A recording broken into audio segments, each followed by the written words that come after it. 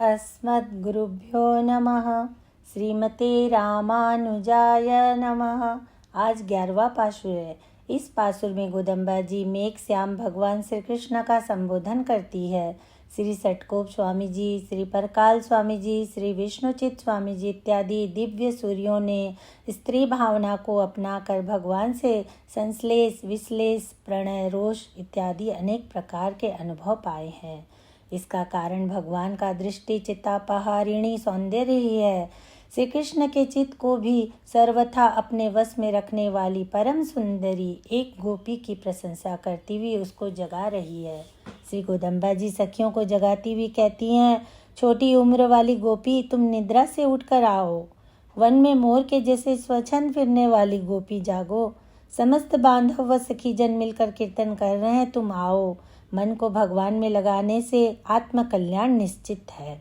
यहाँ छोटी उम्र कहने का भाव यह है कि जैसे परम पद में नित्य और मुक्त जीव सदैव युवा रहते हैं, उनकी उम्र घटती और बढ़ती नहीं है, ऐसे ही जब परम पद नाथ भगवान ने श्री कृष्ण के रूप में व्रज में अवतार लिया, तब उनके श्री हस्तों से परिपोषित व्रज के सभी गायों की अवस्था उसी तरह हो गई। यहाँ पर सदैव गोदाहन में निरत रहने के कारण गोपियों को भी ऐसा संबोधित किया जाता है।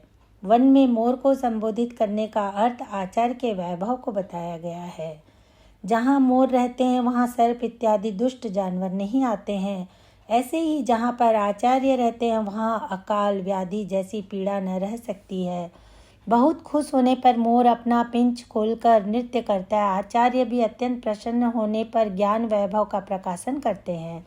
मांगने से मोर अपना पिंच किसी को नहीं देता, परंतु प्रसन्न होने पर स्वयं देता है। वैसे आचार्य भी सेवा से पुनः पुनः प्रश्न पूछने पर प्रसन्न होकर कालक्षेप करते हैं।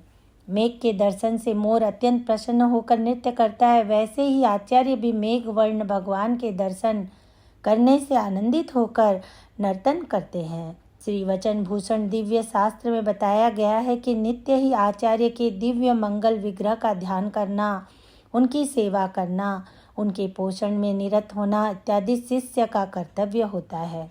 यहाँ पर गोदम्बा जी 9वें पासुर की तरह पुनः सखी को आत्म संबंध के साथ देह संबंध से भी परिचय देती हुई कहती हैं, सभी आपके कालक्षेप के लिए प्रतीक्षा कर रहे हैं। श्री गोविंदाचार्य स्वामी जी और दासरथी स्वामी जी रामानुज स्वामी जी के देह संबंधी थे। कुरेश स्वामी जी और आंध्रपूर्ण स्वामी जी आत्म संबंधी थे। भागवतों के साथ देह संबंधी को अत्यंत वांछनीय बताया गया है। भगवद्वेषी लोगों से वाद विवाद करने के लिए आचार्य की तरफ से शिष्यों को सामना करना पड़ता है। ऐसे समय आचार्य आज्ञा से वाद युद्ध करने वाले शिष्य को कोई भी दोष नहीं लगता।